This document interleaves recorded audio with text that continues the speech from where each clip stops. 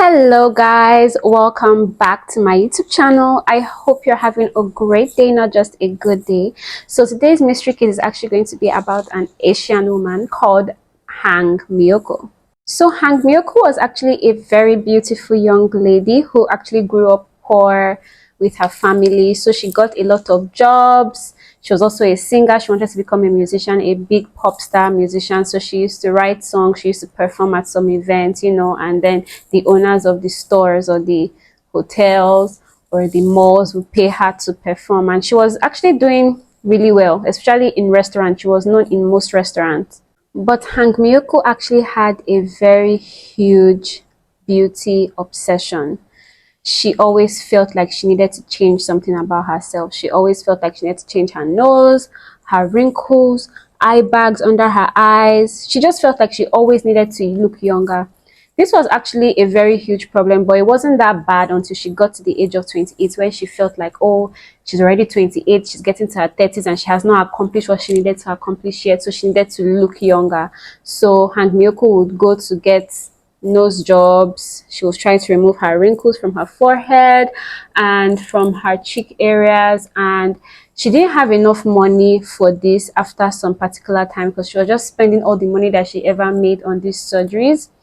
And this was really bad for her because she had to start going to shady doctors that were obviously not as expensive as the real ones that would do it very well and tell you the complications of your health when you undergo these particular processes. It became so bad that at a particular point in time, her face started to swell because she was using shady surgeons. She wasn't using real actual surgeons.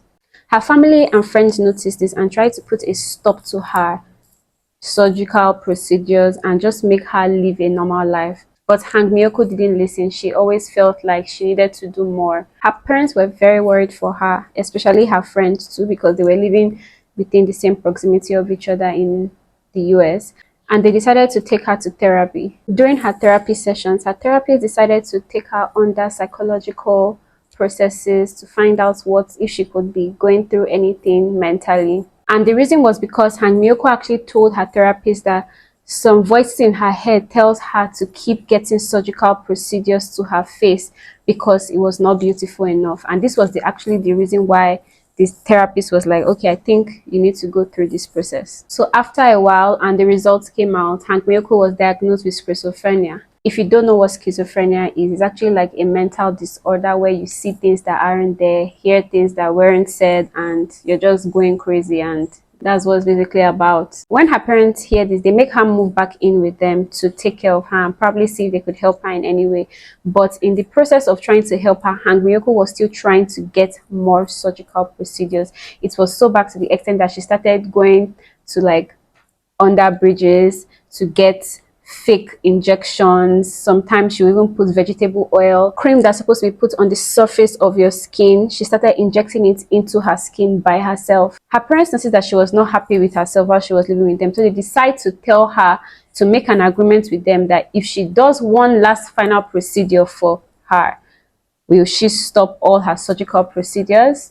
She agreed with her parents that if they actually did one last surgical procedure for her, that she was not going to get any more. But she lied. After they do her last surgical procedure for her, she was still getting more procedures. It even got so bad that she started putting cement in the injection and into her face because she felt like she just needed to keep on filling her face up and to just keep on looking more beautiful. When her parents find out, they get very angry and they kick Miyoko out of the house. They cut her off. They didn't want her around the house and whatever. Miyoko got an apartment later on, and her obsession for beauty just became even worse. She started injecting silicone, soy oil, and whatever. She started injecting silicone, soy oil, cement, vegetable oil, creams, and whatnot until she was left permanently disfigured. It was very hard for Miyoko to live at this point because she could not get jobs because her face was looking so bad. People were running away from her on the street. She couldn't go to parks. She couldn't even walk freely because everything was so bad for her. I mean, let's be honest, if you even had a workplace, would you hire someone that basically looks like that. No, because you're going to be afraid that they're going to scare away your customers. So in 2004, a documentary TV show was actually very interested in Hang Mioku's case because the news actually spread all around the town, and they wanted to know what exactly was going on with Hang Miyoko and interview her. They go to Hang Miyoko's apartment and they find out that she had not been living with electricity for over 3 months because she did not pay the bills. She had even been kicked out from the old apartment she was in. She was making no money. The documentary TV show had not had more views than they did with Miyoko's case, so they raised a lot of money for Miyoko to get another surgical procedure to reverse whatever it is she had been doing on her face for the past years. The documentary TV show actually raised a total of 27 million won, which is actually $27,000.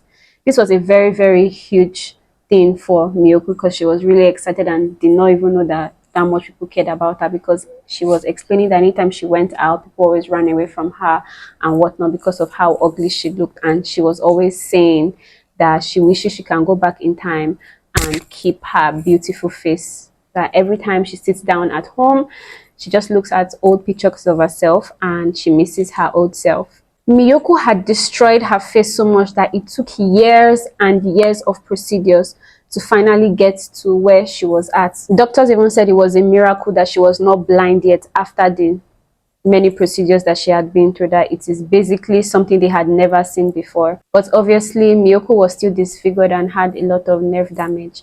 But after these reversal procedures, Miyoko never got any surgical procedure done ever again. The TV documentary show had a lot of people that were still interested in Miyoko's case even years after, wanted to just check up on her to see how she was doing. And it was seen that Miyoko had actually been trying to apply for lots of jobs and failed some interviews. Well, we don't really know if she actually failed the interview or the company owners just didn't want her around because of how her face looks.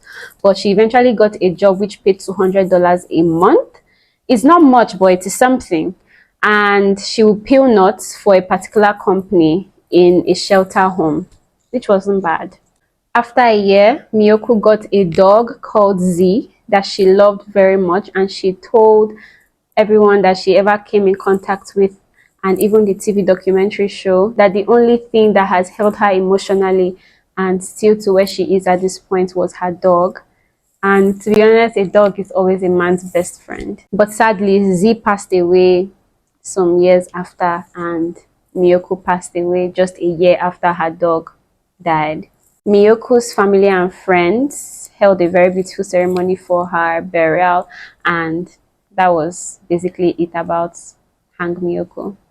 Thank you so much for listening into the end. I hope you guys enjoyed it. Don't forget to like and subscribe, and I'll be seeing you guys next time.